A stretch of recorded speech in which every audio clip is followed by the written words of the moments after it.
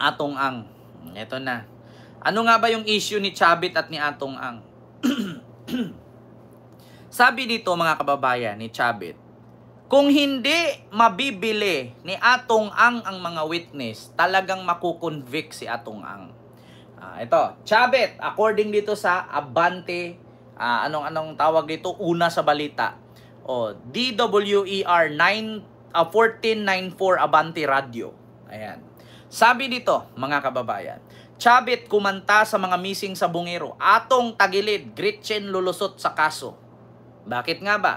Sabi dito, malaki ang posibilidad na mahatulan ang negosyanteng si Charlie Atong Ang sa issue ng mga missing sa bungero kapag hindi umatras ang mga testigo ayon kay dating Ilocosur Luis Chavit Singson. Sa interview ng programang At the Forefront ni Attorney Karen Jimino ng Billionario News Channel, naniniwala rin si Singson na walang kinalaman ang dating aktres na si Gretchen Barreto.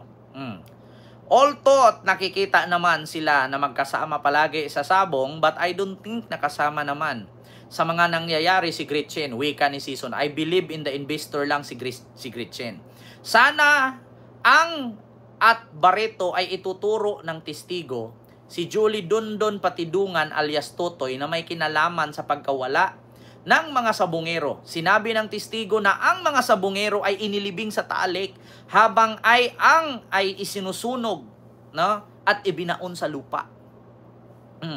Depende sa mga ebidensya, kung mga witness, kung hindi mag-back out, makonvict talaga yan. Di ba? Sabi ko sa inyo. Kung hindi mabili ni AA ang mga witness, isa na si Dondon Patidungan, makonvict daw talaga si Atong. Kung hindi mabili kung hindi niya makuha. Nako, kahit si Dondon Patidungan, kahit operan po ng 1 billion yan, hindi babaliktad yan. Buhay na niya nakataya dyan. Yun ang sabi ni Chavit. Diba? Depende sa mga ebidensya. Yung mga witness, kung hindi mag-back out, makonvict yan. Pero karamihan dito sa Pilipinas, ang napapansin ko, we have good laws, but the implementations are bad. Yeah? Maski na tama ka, babaliktad yan sa hustisya Pag natalo ka or nanalo, aakyat ka sa itaas. Nababaliktad pa din. Dapat ma-review rin ng mga batas, madisiplina rin ang judge natin. Giit ni Singson. Yeah? Yun ang sabi ni Singson, mga kababayan. Yun ang sabi niya. Hindi nyo ba naisip? Kahit nga daw nanalo ka, mababaliktad pa rin. Kaya nga kailangan daw disiplinahin itong mga judge. Isiniwalat pa nito na noong administrasyon ni dating Pangulong Joseph Estrada, napagalitan na si Ang dahil sa pagkasangkot sa illegal gambling. Bagamat legal umano ang sabong sa bansa, ang pagkawala naman ng mga sabungero ay isang seryosong issue. Kasi paano hindi maligal? Kasi ganito, paano hindi maligal ang isabong? Ito mga kababayan. Paano hindi maligal ang isabong kung si Digong naman, ang... Hindi ko hininto kasi kailangan ng pera sa isabong ng gobyerno. I make it public now. It's 640 million a month. In a year's time, it's billion plus. Saan tayo maghanap ng pera ng gano'n na kadali? Kaning isabong gives government 642 million ang buwan. In 1 year, it gives the government billions. It's not the fault of the management o kanang nagsabog na. It's the fault of evil men. Sayang wala tayong pera. We're short of money. Kaya ako, pumayag na, pati sa Pugo. Ako, I will admit that talagang binigyan ko ng imprimatur. The only reason is, sabi ko nga, because it gives income to government. Hindi ko hininto kasi kailangan ng pera. Diba? Kaya nga lumakas ang loob nitong Pogo na ang daming pumasok dito sa Pilipinas na mga undocumented Chinese at mas matapang pa ang Chinese kaysa sa totoong Pilipino kasi nga nagbabayad daw sila ng malaki Oh, kaya nga okay lang bumarel, okay lang pumatay, okay lang mag-torture kasi nga milyon-milyon naman ang binayad ng Isa, Bong at Pugo. Kasi prioritize daw ni Digong at ginawa niyang legal ang mga illegal sa China. Oh, 'di ba? Kaya nga sabi ni Chavit Singson, napagalitan na daw ito si AA ni Erap noon dahil sa illegal gambling. Walang magawa ang presidente kasi bakit? Legal naman ang Isa, Bong. Kaya sabi ko sa inyo, saan nga ba napunta itong milyon-milyon na binigkas ni Digong? Yung binayad ng Pogo at binayad ng Isa, Bong. Saan ba ito napunta? Bakit napakalaki ng utang na iniwan niya? 'Di ba? Mga kababayan, mas maniwala ako malaki kasi lagay kay Duterte.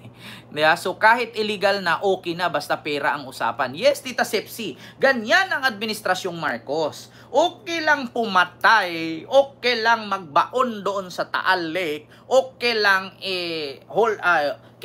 kidnapin ang mga sabongero kasi nagbabayad naman daw ng 640 million a month, billion a year. Itong Pogo, nagbayad ito ng 200 billion a month. Kaya nga okay lang na magkaroon tayo ng mayor na totoong Chinese. Kaya nga bakit hindi daw gawin nating province of China ang Pilipinas? Pinasok ni Digong si Alice Go. Tignan nyo, ang totoong pangalan, Guo Huaping. Gumamit ng peking pangalan, tumakbong mayor ng Bamban Tarlac, naging mayor. Saan ka pa? True-blooded and Chinese national, naging mayor. Tapos saan pa kayo? Yung ating economic advisor, pure Chinese, si Michael Yang. At si Michael Yang pa, na isang drug lord, naging economic advisor. Only in the Philippines yan. Ay, Diyos mio Marimar, mga kababayan. Napakasaklap, Kuya Eddie. Napakasakit, Kuya Eddie.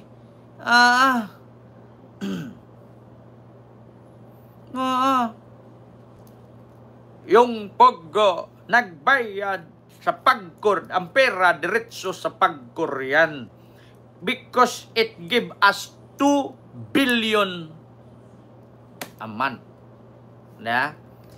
Yung Isa, Bong, hindi ko pinatigil yan kay kailangan ng Pilipinas ng pera. Saan mo hanapin yung 600 million a month? Alfred, ako baliw. Mas baliw si Digong, kaya nga nakulong Sunod, mga kababayan. Eto pa, Digong pa rin. Panghuhulihin yan. Tandaan ninyo, mga kababayan. Siyempre, unang gagawin yan sa hearing sa September, unang tanong, totoo ba na ikaw si Digong? I am Rodrigo Roa Duterte. Yes, siya nga, napatunayan. Totoo ba na nag-utos ka? Correct. Very correct. Yes, pumatay ako, 6 or 7. Ako ang nag-utos dyan. Either legal or illegal, akin yan. Pangatlo, sino-sino ba ang inutusan mo? Yan si Bato. Miyembro ng death squad yan. Yan yung sunod-sunod Sabi ni Inday, kung ako, patayin nyo yan. Pero pag si Inday, bakit buhay pa yan? Yan lahat mga sinasabi ni Digong, isa-isa yan. Sabi ko sa inyo, mga kababayan, lahat ng sabihin ni Digong doon, yan yung sinasabing 16 hours of audio and radio, audio and recording video. 16 hours. Lahat yan, lalabas yan. Unang tanong yan, sa hearing, ikaw ba ay, actually tapos na yung, totoo ba na si Duterte yan? Di ba? Tinanong siya, I am Rodrigo Roa Duterte. My middle name is Roa. Totoo yun, siya nga, kilalang kilala. Presidente ng Pilipinas, sinakay ng private jet, kinulong. Pangalawa, pagdating sa September 1, totoo ba na ikaw ang nag-command? Yes. Very correct. True. Correct talaga. Wala kang alam because guilt is personal.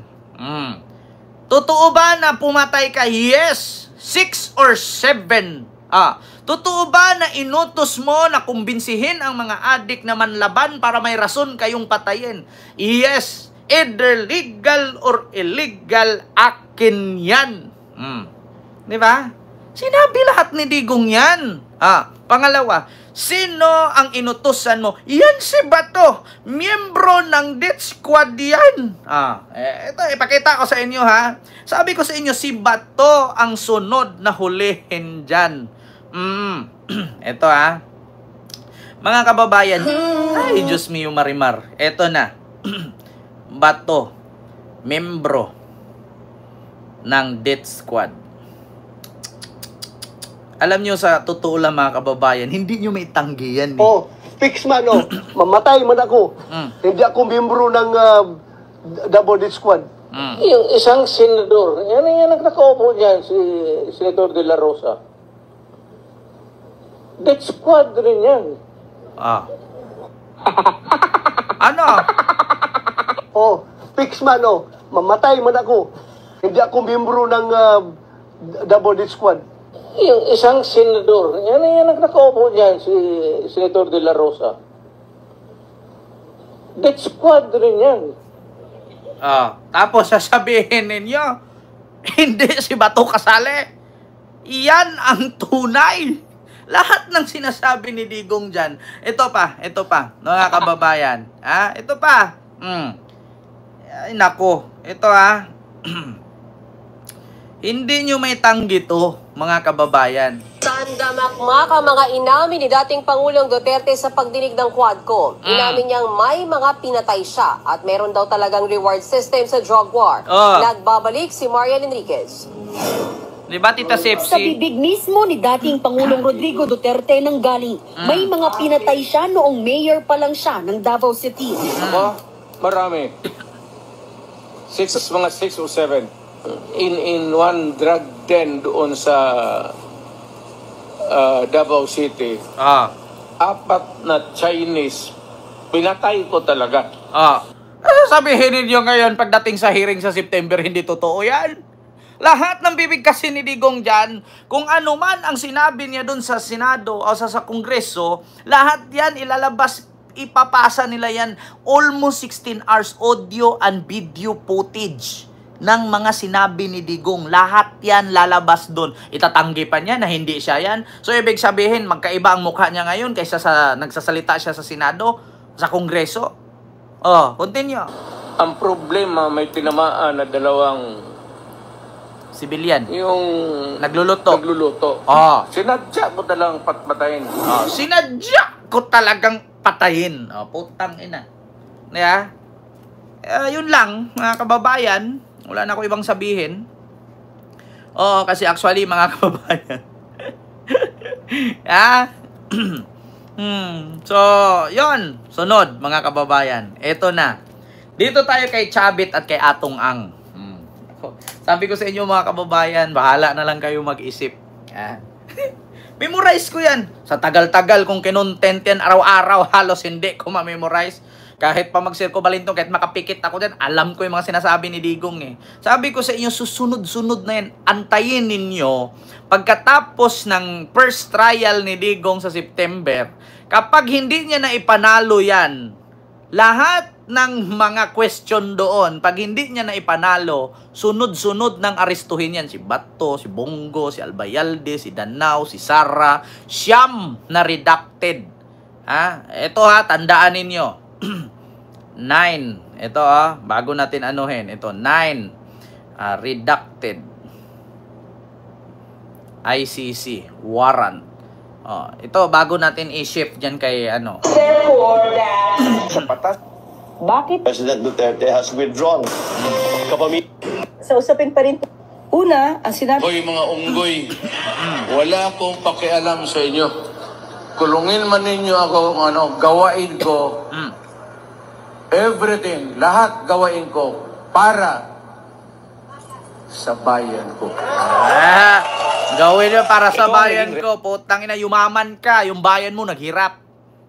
Patunay, ba't kayo yumaman? Pagkano bayad ninyo ngayon? Kalahating bilyon na.